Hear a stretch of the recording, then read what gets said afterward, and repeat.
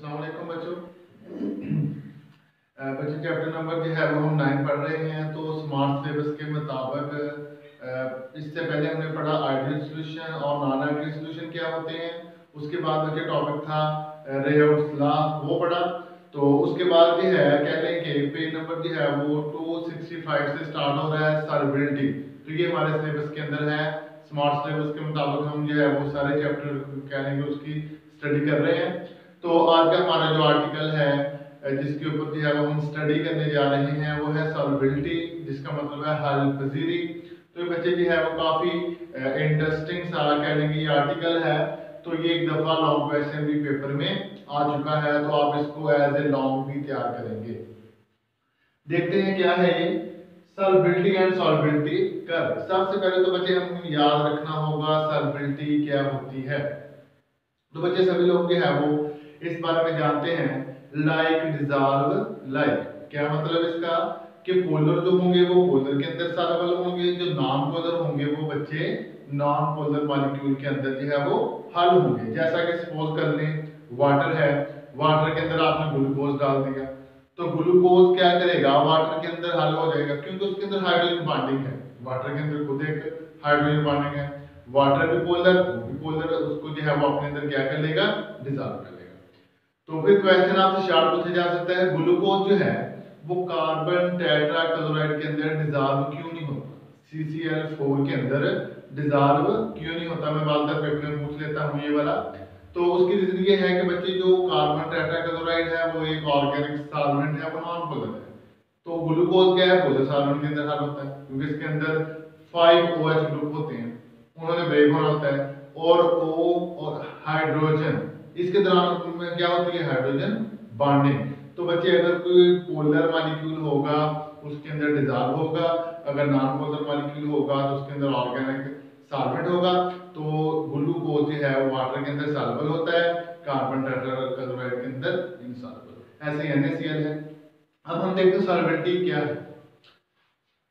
It is the amount of solute dissolved in 100 gram of solvent to form a saturated solution at a given temperature। ये बच्चे इसकी होगी definition.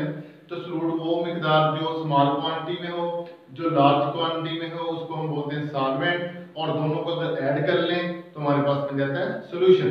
अब उसने क्या सैचुरेटेड सॉल्यूशन, बेटा आपने कुछ साल्ट लिया, उसको वाटर के अंदर आपने जो है वो डाला तो वो हल हो गया। आपने फिर और डालते गए आहिस्ता आहिस्ता, इतना साल्ट आपने उसके अंदर डाला कि मजीद उसके अंदर गुंजाइश नहीं है और वो साल्ट नीचे बैठ गया, उसके अंदर डिसॉल्व नहीं हुआ, तो बच्चे उसको हम कहेंगे सैचुरेटेड सॉल्यूशन। एग्जांपल है एक्सप्रेशन हो, या फिर क्या है इसके example, solvability is expressed in number of gram. इसको जो है बच्चे हम किसके अंदर ज़ाहिर करते हैं, number of gram of solute in 100 gram of solvent. Example है saturated solution of NaCl। NaCl के जो आप सैचुरेटेड सॉल्यूशन बनाते हैं किसके अंदर बच्चे, वाटर के अंदर एट 0 डिग्री सेंटीग्रेड 273 केल्विन के ऊपर। तो बच्चे 37.5 ग्राम इतना बच्चे जो NaCl है वो 100 ग्राम वाटर के अंदर डिसॉल्व हो जाता है। तो वाटर क्या है, सॉल्वेंट, NaCl क्या है, सॉल्यूट। तो ये इसका सैचुरेटेड सॉल्यूशन बन जाता है। फिर बच्चे दूसरी सॉल्वेबिलिटी है कॉपर सल्फेट, ये भी साल्ट है।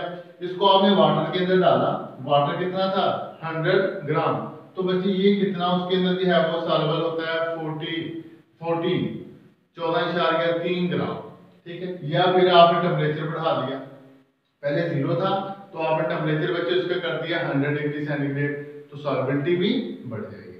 बेटा सॉल्वेबिलिटी तीन तरह है, टेम्परेचर बढ़ाने से सॉल्वेबिलिटी बढ़ती है, बाद औक़ात कम भी होती है, चेंज हो जाती है, बाद औक़ात उसका कोई इफेक्ट नहीं होता। ये हम आगे जाके डिस्कस करते हैं। तो यहाँ पे आपने क्या देखा, अगर 0 डिग्री सेंटीग्रेड था तो 14 ग्राम था, अगर बच्चे आपने टेम्परेचर बढ़ा दिया तो सॉल्वेबिलिटी भी बढ़ गई। वो कितनी हो गई 75.4 ग्राम जो है वो 100 डिग्री सेंटीग्रेड अगर जो है वो टेम्परेचर रखें तो इतनी सॉल्वेबिलिटी होगी, यानी कि इतना ग्राम जो है सॉल्यूट सॉल्वेंट के अंदर सॉल्वेबल हो सकता है और उसका वो सैचुरेटेड सॉल्यूशन है। फिर बच्चे सॉल्वेबिलिटी है, सॉल्वेबिलिटी कर्व। तो there are two types. Solvability curve क्या होगा कि graphical representation between temperature and solubility. बच्चे जो आप ग्राफिकल रिप्रेजेंटेशन देखते हैं टेम्परेचर और सॉल्युबिलिटी के दरमियान, तो उसको बच्चे हम बोलते हैं solubility curve. There are two types, continue और डिसकंटिन्यू। तो देखते हैं, continue solubility curve do not sharp break, जबकि डिसकंटिन्यू जो है वो curve show sudden changes of solubility. बेटा इसके अंदर कोई सडन जो है वो चेंजेस नहीं आती, इसके अंदर जो है वो कह लेंगे सडन चेंजेस आती है। जो कंटिन्यू होगी उसकी एग्जांपल देख लेते हैं, और ऐसे ही डिसकंटिन्यू की। KClO3 इसको बच्चे बोलते हैं potassium chlorate, lead nitrate, potassium dichromate, potassium chloride, sodium nitrate. बेटा इन दोनों का KCl और NaNO3 का या फिर NaCl का जो ग्राफ बनता है वो स्ट्रेट लाइन होता है, ठीक है।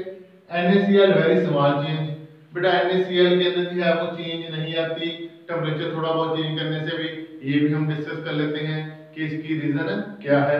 और ये नीचे ग्राफ बना हुआ है जिसके बारे में मैं आपको बता देता हूँ। और ऐसे ही इधर है सोडियम सल्फेट और कैल्शियम क्लोराइड।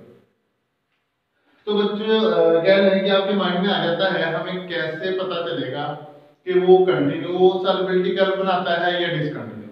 तो इसके लिए आपको तीन प्रोसेस करने पड़ेंगे, तीन प्रोसेस। पहला प्रोसेस क्या है कि जैसा कि मैं आपका टीचर हूं, मैंने आपको एक साल्ट दे दिया तो और आपसे पूछा कि आप मुझे ये बताएं ये कंटिन्यू होगा या डिसकंटिन्यू होगा। तो बच्चे आपने क्या किया, आपने उसका एक्सपेरिमेंट किया। एक्सपेरिमेंट कैसे किया, आपने वाटर ले लिया, वाटर के अंदर वो साल्ट डाल दिया, कोई भी साल्ट है, हमें नहीं पता कौन सा साल्ट है। जब वाटर के अंदर साल्ट डाला, अगर तो आपकी टेस्ट ट्यूब ठंडी हो गई, कूल हो गई, तो आप कहेंगे ये एंडोथर्मिक रिएक्शन है।